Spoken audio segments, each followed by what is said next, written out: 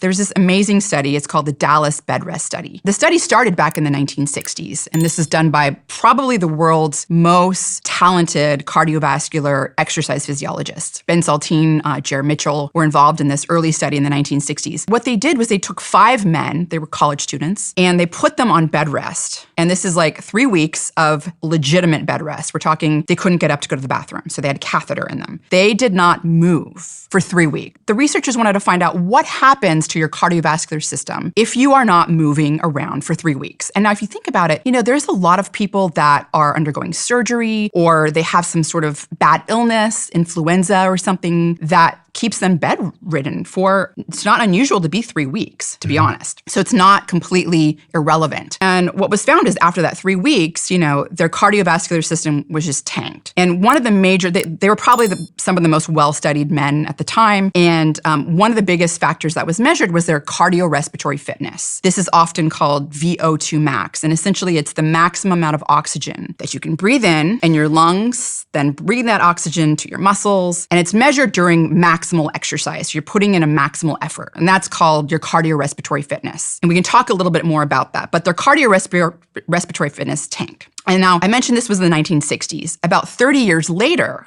they found these 5 men from 30 years earlier. They measured their cardiorespiratory fitness and a variety of other parameters that they had measured at the time. And what they found was that 3 weeks of bed rest was worse on their cardiorespiratory fitness than 30 years of aging. So essentially, their cardiorespiratory fitness was no worse 30 years later than it was after their 3 weeks of bed rest, which is kind of amazing because you would think that the 30 years of aging would be worse on your cardiorespiratory fitness than the 3 weeks of bed rest. Now, after the 3 weeks of bed rest, back in the 1960s, they were able to get their cardiorespiratory fitness back up again once they started exercising and moving around, and it took a while. But when you look at their baseline levels, their baseline cardiorespiratory fitness, and you compare it to their cardiorespiratory fitness baseline 30 years later, it wasn't worse than what happened when they compared it to the 3 weeks of bed rest. And you might go, well, why is that so significant, the cardiorespiratory fitness dropping? We know that cardiorespiratory fitness is one of the best predictors of longevity.